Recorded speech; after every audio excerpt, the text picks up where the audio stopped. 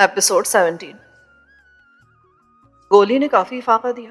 جسم کی تکلیف کم ہوئی تو سر میں بھاری پن کا احساس بتدریج بڑھنے لگا۔ سر کے مخصوص درد اور سانس کی ازحد گرمی نے مجھے باور کرا دیا کہ میرا جسم ہولے ہولے بخار پکڑنے لگا ہے۔ میں پریشان ہو گیا۔ اس حالت میں جبکہ میرے پاس دوا دارو کی سہولت میسر نہ تھی، بخار کا ہونا بہت خطرناک تھا۔ میں نے اپنے ساتھ جڑ کر بیٹھے فقرہ باز شخص سے مانگ کر بروفین کی ایک اور گولی معدے میں اتاری۔ ڈاکٹر منور شاہ کی طویل رفاقت کے باعث مجھے علم تھا کہ یہ دوا درد اور تکلیف میں آرام پہنچانے کے ساتھ ساتھ بخار کے زور کو بھی توڑنے کی زبردست اہلیت رکھتی تھی۔ حوالات کی مسافر خانے جیسی عجیب دنیا کو اپنی آنکھوں سے میں پہلی مرتبہ دیکھ رہا تھا۔ جتنے اشخاص وہاں موجود تھے، فضا میں اتنی ہی بولیاں رچی ہوئی تھیں، کئی زبانیں، کئی لہجے اور کئی خیالات یکجا تھے۔ شام تک میرے بخار نے خاصی شدت اختیار کر لی۔ دبلے پتلے شخص جس کا نام امیر شاہ معلوم ہوا تھا نے تھانے کے قریبی چھپر ہوٹل سے چائے اور کیک رس منگوائے، پیراسیٹامول کی گولیوں کا پورا پتہ منگوایا، پانی کے ساتھ 2 گولیاں مجھے کھلا کر زبردستی کیک رس کھلائے اور چائے پلائی۔ باوجود اس کے کہ وہ میرا کچھ نہیں تھا، ہمارے مابین دوستی تو کجا شناسائی کا رشتہ بھی موجود نہ تھا، پھر بھی اس کا ہمدردی آمیز رویہ دیدنی تھا۔ معدے میں کچھ پڑا تو جان میں جان آئی۔ امیر شاہ کہہ رہا تھا، اڑے یہ ڈاکٹر ہے سالا، ہومیوپیتھک ڈاکٹر، بیٹھا دارو پیوت پر کسی مظلوم کو صلاح تک نہ مارے۔ ادھر اپنے ہومیوپیتھک دواخانے میں بھی سارا دن مزے لوٹے اور ادھر بھی مزے لوٹے۔ ڈاکٹر ہاتھ اٹھا کر بولا، اوئے پلے، ہے جناب شیخ کا فلسفہ بھی عجیب سارے جہاں سے، جو یہاں پیو تو شراب ہے، جو وہاں پیو تو ثواب ہے۔ اس کا لہجہ لڑکھڑا رہا تھا۔ ایک لقمہ منہ میں ڈال کر سارا دن بکریوں کی طرح منہ چلانے والے دارو کی شان کو کیا جانے، ہومیوپیتھک کی یہی ایک دوائی دنیا کی ہر دوائی پر بھاری ہے۔ وہ بات کرتے کرتے ایک طرف لڑک جاتا، پھر سنبھل کر بیٹھ گیا۔ ہاں بھاری ہے، جس طرف بھی جاتی ہے آگ لگاتی جاتی ہے، برف پگھلا دیتی ہے۔ بھلے سینے پر کیتلی رکھ کر چائے پکا لو یا اصیل مرغ کو تڑکا لگا لو، ہاں بھاری ہے۔ پر تم کیا جانو جو گالی کرنے والے میمنے۔ اپنے لہجے سے وہ خاصا پڑھا لکھا انسان معلوم ہوتا تھا، مگر بہت زیادہ پینے کی عادت نے اسے کہیں کا نہیں چھوڑا تھا۔ وہ اپنی رو میں بولے جا رہا تھا، اسے یہ دھیان بھی نہ رہا کہ اس کی بے ربط اور لایانی باتوں پر کوئی توجہ دے رہا تھا یا نہیں۔ امیر شاہ نے طنزیہ نظر اس پر ڈالی، میری پسلی میں آہستگی سے کوہنی چبھئی اور بولا، سینے پر چاپ پکے نہ پکے، لاڈے ڈاکٹر کے منہ کی کیتلی ابلنے لگت ہے، سالہ کہیں کا، ضرور کسی دن گٹر کی سیر بھی کرے گا۔ ماڑے کو جو گالی کرنے والا کہتا ہے۔ اچانک تھانے کی چہل پہل میں اضافہ ہو گیا، مگر یوں معلوم ہوتا تھا جیسے حوالات کا بیرونی دنیا سے کوئی تعلق واسطہ نہیں ہے۔ کسی نے بھی ادھر آنے کی زحمت نہیں کی۔ حوالاتیوں کے لیے چھپر ہوٹل کا لڑکا کھانے کا آرڈر لینے کے لیے آ گیا۔ ہوٹل پر صرف دال اور گوشت پکا ہوا تھا۔ چونکہ میرے پاس پیسے نہیں تھے اس لیے میں خاموشی سے بیٹھا رہا۔ روٹیاں اور سلور کی کٹوریاں جب سلاخوں سے گزر کر حوالات کے سال خوردہ فرش پر پہنچی تو سبھی اٹھ کر ایک بڑا سا دائرہ بنا کر بیٹھ گئے۔ میں اپنی جگہ پر بیٹھا رہا۔ امیر شاہ نے استفہامیہ نظروں سے مجھے دیکھا، اڑے باکے، کیا دوجک میں کچھ ڈالے گا نہیں؟ میری خاموشی کا اقرار جان کر وہ اپنی پلیٹ اور روٹیاں اٹھا کر میرے پاس آن بیٹھا۔ کھانا کھانے کے بعد سب کے لیے کڑک چائے آ گئی۔ عام حالات میں شاید میں ایسی چائے کبھی نہ پیتا، مگر اس وقت وہ کسیلی اور بے دودھ کی چائے بھی دودھ پتی محسوس ہوئی۔ بخار کا زور ٹوٹ گیا تھا، تکلیف اور اٹھن میں کچھ کمی واقع ہو گئی تھی۔ میں امیر شاہ کے کہنے پر اٹھا، قوت ارادی کو بروئے کار لاتے ہوئے محدود جگہ میں چہل قدمی کرنے لگا۔ 10-15 منٹ میں کافی حد تک سنبھل گیا۔ میں اور امیر شاہ دوسرے حوالاتیوں سے قدرے الگ ہو کر بیٹھے ہی تھے کہ مجھے سلاخوں میں سے وہی ویگن صحن میں آ کر رکتی دکھائی دی جس پر مجھے تھانے لایا گیا تھا۔ سب انسپکٹر ملک ارشد اور فرید علی کی تھکی تھکی صورتیں دکھائی دی۔ وہ حوالات کی طرف دیکھے بغیر آگے گزر گئے۔ امیر شاہ میرے چہرے کے اتار چڑھاؤ کا بغور مشاہدہ کر رہا تھا۔ انہی ظالموں نے دبوچا تھا تجھے کیا؟ ہاں۔ کیا اب یہ لوگ پھر مجھے ماریں گے؟ اور نہیں لاڈے بابا، یہ سور کے بچے تھک کر آوے ہیں، اپنے ہومیوپیتھک باپو جی کے چرنوں میں حرام کا مال ڈالیں گے اور جا کر مرداروں کی طرح سو جاویں گے۔ یہ خرشی مارے کتے کے مافق لوگ ہوئے، نہ ہڈی چھوڑے نہ آتے چچوڑنے سے باج آوے، آختو۔ اس نے سلاخوں کے پار زمین پر زور سے تھوک دیا۔ کچھ دیر تک آنکھوں سے آگ برساتے ہوئے چلتے پھرتے سپاہیوں کو دیکھتا رہا، پھر چونک کر بولا، اڑے بابا، تم سے کیا برآمدگی کرا تھا ان خبیثوں نے؟ میں اس کے سوال کو سمجھ نہیں پایا تو اس نے وضاحت کی۔ میں نے بتایا کہ میرے پاس سوائے پیسوں کی کچھ بھی نہ تھا، جو انہوں نے نکال کر اپنے پاس رکھ چھوڑے ہیں۔ وہ بڑا متاسف ہوا۔ ان سالوں کو تو موئی بدہجمی بھی نہ ہوت ہے. ذرا دیکھ تو ان کے بڑے بڑے پیٹوں کو, لکڑ حجم لوہا حجم. پھر امیر شاہ کے خلوص پر استسوار نے مجھے زبان کھولنے پر مجبور کر دیا. میں نے اپنا نام فرضی بتایا, خود پر بیتی ہوئی کہانی کو بلا کم و کاست بیان کر دیا. وہ پورے انہماک سے سنتا رہا. بار بار اس کی پیشانی پر فکر و تردد کی غماز لکیروں کا جال بنا, پھر جلد میں تحلیل ہو گیا. میری داستان کے تسلسل میں اس نے کہیں بھی رکاوٹ پیدا نہیں کی. خاموش ہوا تو وہ لمبی سانس سینے میں اتار کر جیب سے پان کا پیک نکال کر منہ میں ڈال کر دھیمی آواز میں بولا, اڑے لڑے تو ان ظالموں میں برا پھنسا ہوت. مگر شکر کرت بابا کہ اس جوراور کی گولی سے بچ نکلا تو. سالہ ہومیوپیتھک تھانے دار جوراور کا لے پالک کتا ہوت ہے. اس کے کہنے پر تمہاری چمڑی ادھڑ دیوت. ہائے گنچے, تو برا پھنسا ہے. اب کیا ہوگا؟ جو بھی ہوت ذرا اچھا نہ ہوت. تم جانت ہو کہ موبی کا خونی کدھر ہوت ہے؟ نہیں. اس نے اپنا مخمنی سا ہاتھ میرے کندھے پر رکھا. تم فکر نہ کرا تو لاڈے میاں, ماڑے کو سب ٹھیک کرنا آوے. ہومیوپیتھک تھانے دار بھی جو آخت ہے تو زبان نہ کھولت. گنچے, یہ دل پر لکھت کہ تم نہ جانے کسی خونی کو, تم نہ جانت کسی جوراور یا موبی کو. گونگا ہو جاوت تو, سمجھا؟ دیکھنے میں وہ استاد آدمی لگتا تھا. نہ میں نے اس سے دریافت کیا تھا کہ وہ کس جرم کی پاداش میں حوالات میں بند تھا, نہ ہی اس نے بتانے کی زحمت کی تھی. میں حالات کیسے گرداب میں آن پھنسا تھا کہ میرا شعور مکمل طور پر میرا ساتھ نہیں دے پا رہا تھا. مجھے رہ رہ کر اپنے گھر والوں اور بالخصوص پروین کی پریشانی کا خیال آتا تھا. خالہ یاد آنے لگتا تھا. پولیس والوں کی متوقع مار پیٹ کا خیال بھی دل کو ہولائے دے رہا تھا. گھبراہٹ اور اضطراب کے عالم میں امیر شاہ پر بھی خاطر خواہ توجہ نہیں دے پا رہا تھا, مگر اس نے میری بے رخی کے باوجود مجھے بڑی ڈھارس بندھائی تھی. اس نے اپنے مخصوص انداز میں مجھے یہ تسلی بھی دی تھی کہ وہ تھانے دار کے سامنے میری بے گناہی کی بات کرے گا. اگر تھانے دار پھر بھی نہیں مانے گا تو وہ اپنی میڈم سے کہہ کر مجھے حوالات سے نکلوا دے گا. میرے استفسار پر اس نے میڈم کا نام میڈم شکیلہ بتایا اور مزید بتایا کہ وہ ایسی عورت ہے کہ جس کے نام پر شہر کے سبھی تھانوں کے گیٹ آنے واحد میں کھل جاتے ہیں. رات قریباً 10 بجے سبھی انٹا غفیل ہو گئے. امیر شاہ بھی نیند کے گہرے استغراق میں چلا گیا, مگر میری آنکھوں سے نیند کوسوں دور تھی. میں اس کے کمبل میں گھسا ہوا دیوار سے پشت ٹکا کر سامنے والی دیوار کے اکھڑے ہوئے پلستر کو دیکھ رہا تھا. باری باری کئی شباہتیں آنکھوں میں ابھرتی, اپنا اپنا مقدمہ پیش کر کے اجل ہو جاتی. چاچی, فرزانہ, شانو, پروین اور غزالہ کی بے چینیوں پر دل کڑ کر رہ گیا. چونکہ خالہ مہینے میں ایک آدھ مرتبہ ایسا ہوتا لگا لیا کرتا تھا, اسی لیے اس کے گھر والوں کے لیے اس کا غیاب کوئی نئی بات نہ تھی, مگر میرے گھر والوں کے لیے میرا نورپور سے اس طرح جانا نئی بات تھی. میں خواہ مخواہ خالے کی یاری کی آبیاری کرنے کے ارادے سے ملتان چلا آیا تھا. مجھے کیا پتا تھا کہ اس اجنبی شہر میں ایسے خطرناک لمحات میری طاق میں تھے. مسلسل بھاگ دوڑ, غیر متوقع وحشیانہ مار پیٹ اور گرفتاری نے مجھے بدحال اور نڈھال کر دیا تھا. مجھے جو آیات اور دعائیں یاد تھیں وہ میں نے دل ہی دل میں تمام پڑھ ڈالی. اللہ سے مدد مانگی, اپنے آپ سے عہد کیا کہ یہاں سے نکلتے ہی خالے کی سنگت کا خیال دل سے نکال کر سیدھا نورپور چلا جاؤں گا اور آئندہ اس غلطی کا اعادہ نہیں کروں گا. حوالات کی بدبودار فضا میں کئی نوعیات کے خراٹے گونج رہے تھے. ہومیوپیتھک ڈاکٹر کے بڑے بڑے پھیپڑوں سے پھوٹنے والے خراٹے خاصے ڈراؤنے تھے. جو ہی گھومتی ہوئی نیلی بتی والی ویگن تھانے کی حدود میں داخل ہوئی, میں سیدھا ہو کر بیٹھ گیا. شاید تھانے دار گشت سے لوٹا تھا. کچھ ہی دیر کے بعد سلاخوں کے باہر بوٹوں کی دھمک گونجی. ایک لمبا تڑنگا شخص 5-7 اہلکاروں کے جلوس میں چلتا ہوا حوالات کے دروازے پر آ کر تھم گیا. اس کی آن مان کو دیکھ کر مجھے اندازہ ہوا کہ وہ تھانے دار تھا, اس تھانے کا بے تاج بادشاہ. اس کی ٹٹولتی ہوئی نظروں نے فوراً مجھے تاڑ لیا. وہ ساکت کھڑا ہو کر مجھے گھورنے لگا. اس کے چہرے پر سیاہ اور سفید بالوں والی داڑھی بڑی بھلی لگ رہی تھی. اس کی قداور شخصیت بڑی باروک تھی. اس نے اپنے دائیں ہاتھ کھڑے سپاہی سے میرے بارے میں پوچھا تو اس نے بتایا کہ مجھے موبی کے قتل کے سلسلے میں سب انسپکٹر حوالات میں ڈال گیا ہے اور خصوصی نگرانی کی تاکید کر گیا ہے. میں نے ہمت کرتے ہوئے کہا, سر جی, مجھے بے گناہ پکڑ کر مارا پیٹا گیا ہے اور یہاں لا پھینکا گیا ہے. وہ جاگا. میرا اندازہ تھا کہ اسے میرا مؤدبانہ اور پڑھا لکھا لہجہ عجیب لگا تھا. وہ مجھے بغور دیکھنے لگا. میں نے اپنی بات کو دہرایا تو وہ ٹھہرے ہوئے لہجے میں بولا, کوئی تو وجہ رہی ہوگی تم پر شک کرنے اور تمہیں گرفتار کرنے کی. میں خان مارکیٹ میں داخل ہونے لگا تھا کہ ایک ڈارک بلو کار میرے قریب آن رکی. اس میں سے 2 آدمی اترے.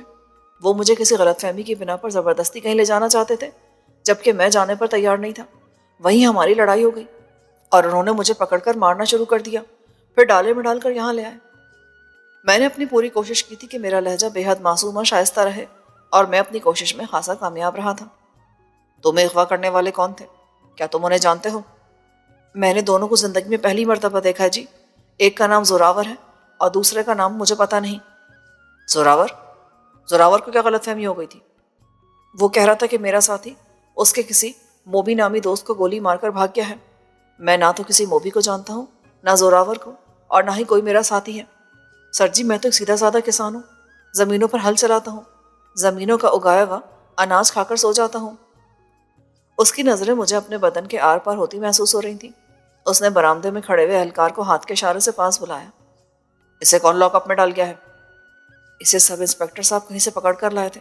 ان کے ساتھ ملک ارشد اور فرید علی تھے سر۔ زوراور بھی آیا تھا؟ جی سر، بڑے غصے میں تھا۔ کیا کہتا تھا؟ کہہ رہا تھا کہ اسے الٹا لٹکا کر پوچھا جائے کہ اس کا ساتھی کہاں چھپا ہوا ہے۔ ان تینوں میں سے کوئی یہاں موجود ہے؟ نہیں سر، وی آئی پی موومنٹ کی کوریج کے لیے گئے تھے، لوٹے تو خاصے تھکے ہوئے تھے، گھروں کو چلے گئے۔ تمہیں کہاں سے گرفتار کیا گیا؟ تھانے دار نے مجھ سے پوچھا۔ خان مارکیٹ کے باہر سے سر۔ کہاں کے رہنے والے؟ مظفر گڑھ سے پر ایک بستی میں رہتا ہوں جی۔ میرے عقب میں امیر شاہ کے قہقہے کی تیز آواز گونجی۔ تھانے دار نے اسے ڈانٹا۔ وہ بمشکل اپنی ہنسی روک کر بولا، اڑے باچھا، ماڑا کیا؟ ماڑا کھاتا تو جرموں سے بڑا پڑا ہوت، پر ان کرموں مارے دیہاتیوں پر تو رحم کر لیا کرو بابا۔ ماں بہن کی چوڑیاں گجرے خریدنے دو نا، اپنے وزیر سے فون پہ پوچھ لیو کہ اس پر کون سی دفعہ لاگو ہوا تھا صاحب۔ اس کے طنز پر تھانے دار یکبار کی دل ملا اٹھا۔ اسے ڈانٹ کر خاموش رہنے کا حکم دیا اور مجھ پر ایک سرد نگاہ ڈال کر وہ اپنے کروفر کو سنبھالتے ہوئے سلاخوں سے پرے ہٹ گیا۔ سرکاری وردیوں کی سیاہ دھن سلاخوں سے چھٹ گئی۔ چند لمحوں کے بعد ایک سپاہی سلاخوں کے سامنے دکھائی دیا۔ اس نے ہاتھ میں چابیوں کا گچھا پکڑا ہوا تھا۔ تالے میں چابی گھماتے ہوئے اس نے زمائنے مسکراہٹ اچھالتے ہوئے کہا، میرو شاہ، لگتا ہے تمہاری سفارش پھر آن پہنچی ہے، چلو باہر آؤ، صاحب نے تمہیں بھی بلوایا ہے۔ میرا دل مٹھی میں آ گیا۔ میرا غم غصہ رہائی پانے والا تھا۔ ایک آس لگی تھی، وہ بھی بجھنے لگی۔ امیر شاہ یعنی میرو شاہ نے میرے کندھے پر ہاتھ رکھا، ایک آنکھ دبائی اور بولا، فکر نہ کرا تارے لاڈے، تیرے پر آش نہ آوے دیوت ہے میرو شاہ۔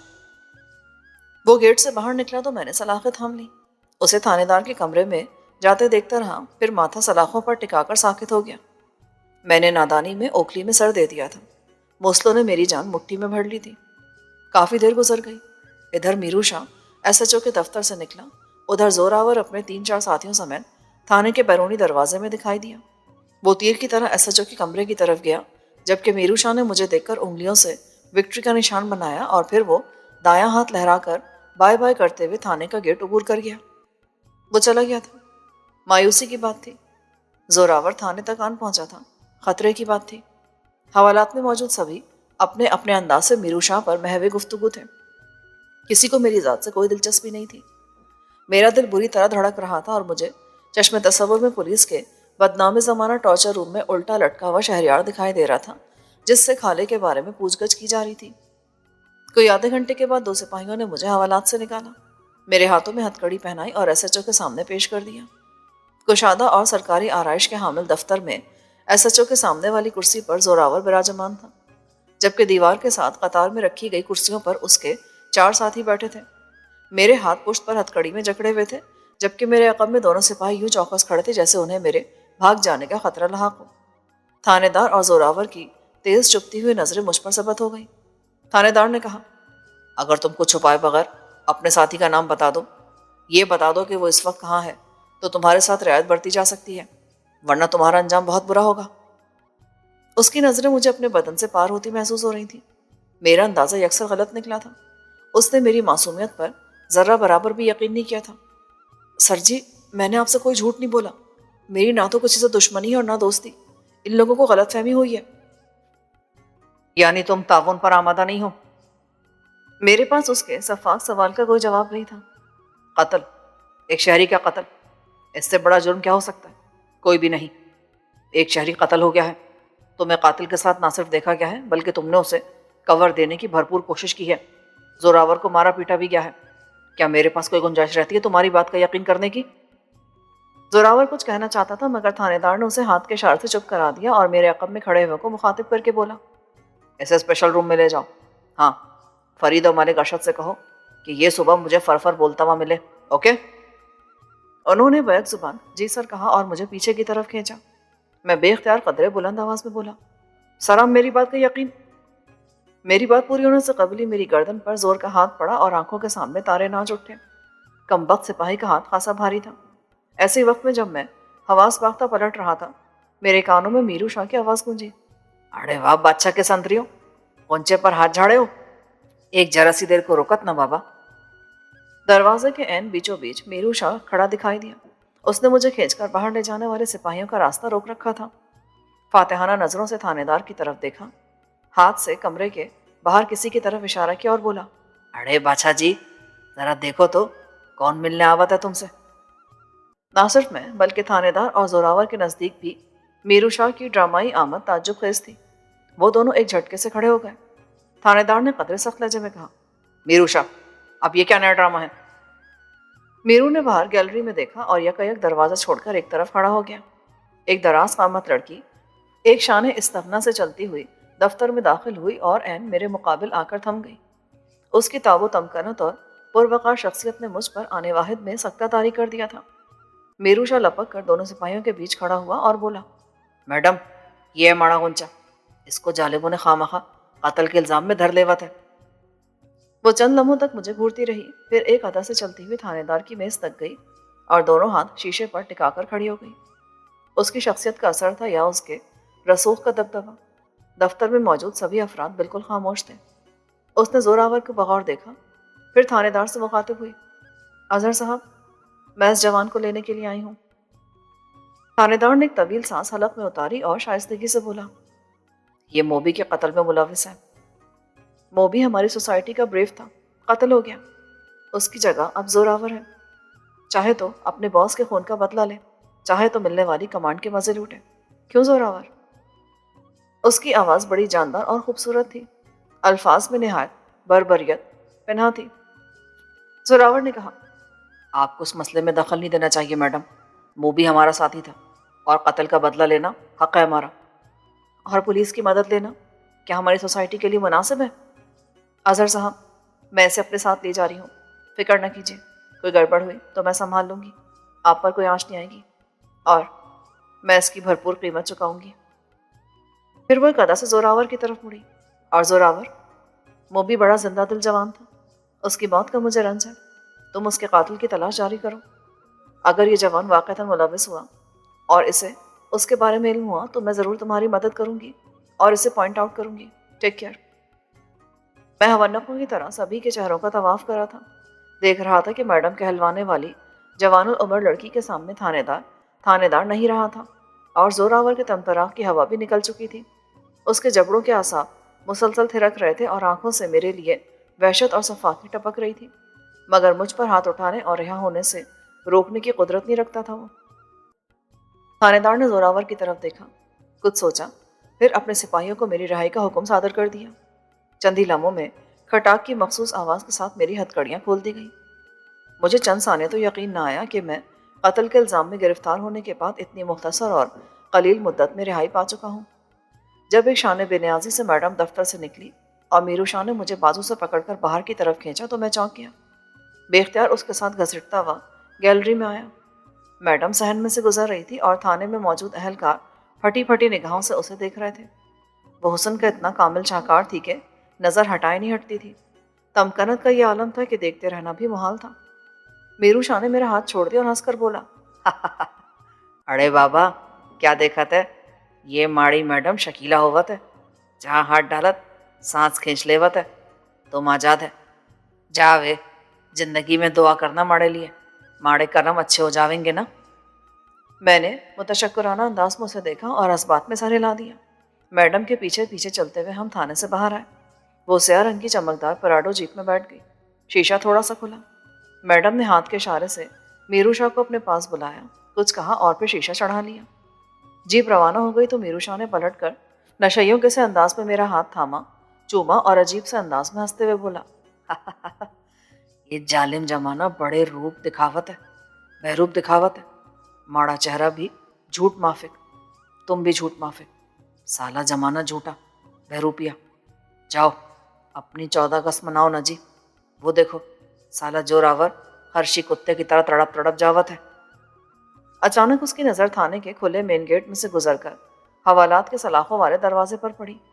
वो माथे पर हाथ मारकर बोला, ओह जालिम होम्योपैथिक डॉक्टर, माड़े को तो भूल ही गया कि तुम भी इधर पड़े होगा। तो वो मुझे वहीं ठहरने का हुक्म सादर करते हुए थाने में घुसकर हवालात की तरफ बढ़ गया।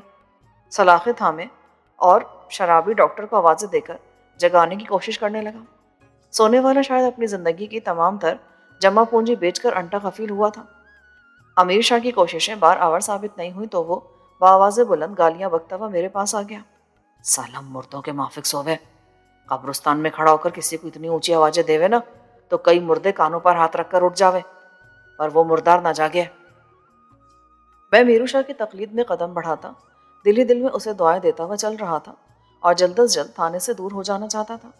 मुझे अंदेशा लाक था कि कहीं मुझे फिर ना पकड़ लिया जाए और मार मार कर रही सही कसर ना निकाल दी जाए। अंधेरे की दबीज चादर शहर ने अपने ऊपर लपेट ली थी।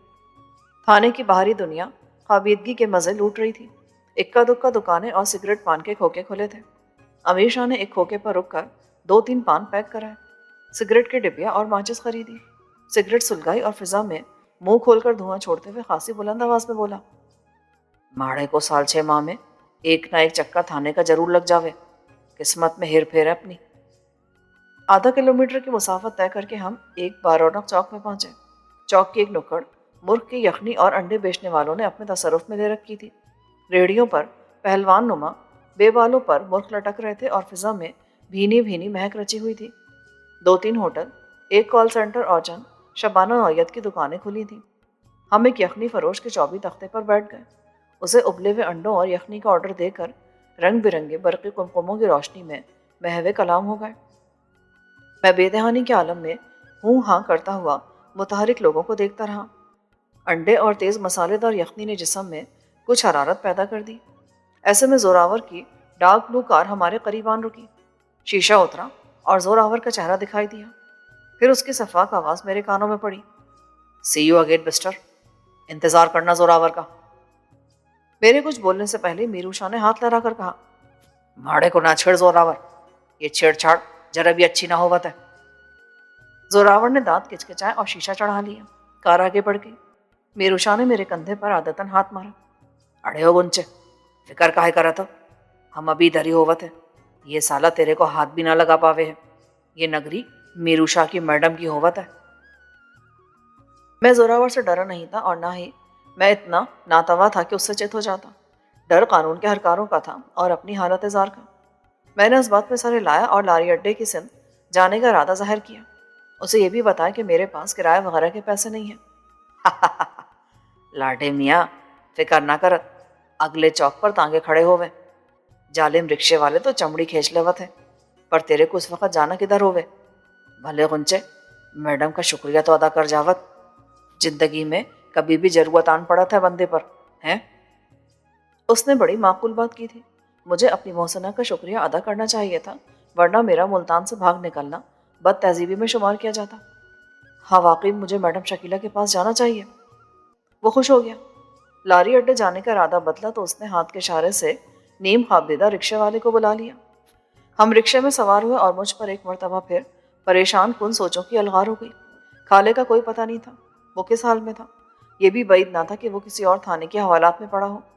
मैंने मीरू शाह से कहा, क्या मेरे यार खाले को तलाश किया जा सकता है? उसने मुंह मेरे करीब किया और बोला, होम्योपैथिक डॉक्टर कहवे था कि दुनिया लाडे खानों से भरी होवत है। वो सच कहवे था। तुम भी लाडे खान होवे हो गुंचे, कह जो दिया कि फिक्र मत कीजिए। माड़ी बात पे यकीन है ना? है ना? कत्ल का मामला मिर्शा, मैं कैसे बेफिक्र हो सकता हूँ? मेरे नसीब हार गए शायद। इधर मुल्तान में मैं आकर मुसीबत में फंस गया हूँ, जबकि मेरे घर वाले मेरी वजह से परेशानी में मुब्तला होंगे। यार एक बात तो बतावे ना, कोई अंदाजा है कि तेरा लाडा तेरा यार कहाँ होवे इस समय? मैं क्या कह सकता हूँ? कहना जरूरी ना होवे, सोचना लाजिम होवे यार। अगर वो धर लिया जावे तो पुलिस तेरे को भी दबोच लेवेगी। हाँ। उसने एक और पान मुंह में ठूसा, साथ ही सिगरेट सुलगा लिया। پھر قدرے دھیمی آواز میں بولا، اب تم کہاں جاوت ہے؟ میں نے اسے خالی نظروں سے گھورا۔ میرے پوچھنے کا مطلب ہوئے کہ تو اپنی بستی میں جاوے ہے تو پکڑا جاوت ہے، ادھر بھی گنڈا مافک جوراور تمہارے پیچھے کتوں کی طرح لگا ہوئے ہے۔ مگر میں نے اپنے گاؤں کے بارے میں تو کسی کو کچھ نہیں بتایا، حتیٰ کہ تمہیں بھی علم ہی ہے، پھر وہ وہاں کیسے پہنچ جائے گا؟ تیرا ساتھی تیرے گھر کا پتہ جانت ہے نا؟ ہاں۔ میں نے سر ہلایا اور اس کے ساتھی گھبرا گیا۔ مجھ تک خالے کے ذریعے بآسانی پہنچا جا سکتا تھا۔ اگر وہ پکڑا جاوت ہے تو کالے خاں کے بھوتوں کو ادھر ہی کی راہ دکھاوے ہے۔ 302 میں جالم وردی پوش بجلی کے مافک پھرتیاں دکھاوے ہیں۔ تم ماڑے یار ہوئے ہو اور یار کے لیے تو دل کی کھولی ہر دم کھلی ہوئے۔ تمہارے کو ادھر میڈم کی کوٹھی پہ ایک آدھ دن رہنا ہووت ہے، پھر گھر کی راہ لیوت ہے، ٹھیک ہے نا؟ میں نے اسے حیرت سے دیکھا۔ اس کے کھچے اعصاب والے چہرے پر سنجیدگی طاری تھی، آنکھوں میں سوچ کی پرچھائیاں لرزا تھی۔ تم بھی ابھی گنچے ہو، دنیا کو نہیں جانتے ہو۔ یہ موئی دنیا بڑی جالم شہ ہے، چٹکی میں پکڑ کر کھینچ لیوت ہے، پھول نہ بننے دیوے ہے۔ اوپر باج نیچے جالم شکاری، تم ایسے پھنسے ہوا تو لاٹے۔ وہ سچ کہہ رہا تھا۔ مجھ پر شدید مایوسی کا غلبہ ہوا جو چہرے سے بھی آیا ہو گیا، اور میں رکشے سے جھانک کر پیچھے کی سمت دوڑتی بند دکانوں کی بتیاں دیکھنے لگا۔ سڑکوں کا لامتناہی سلسلہ، رکشے کی ناگوار آواز اور سوئے ہوئے محل کی طرح خوابیدہ شہر کی خوبصورت کوٹھیاں۔ کوئی آدھے گھنٹے کے بعد رکشہ ایک محل نما کوٹھی کے جہازی سائز گیٹ پر آن رکا۔ امیر شاہ نے ڈرائیور کو فارغ کیا اور میرا بازو تھام کر گیٹ کی طرف بڑھا۔ گیٹ بند تھا۔ اس نے گیٹ کے ستون پر لگی ہوئی کال بیل کا بٹن دبایا۔ دور کہیں مترنم گھنٹی بجی۔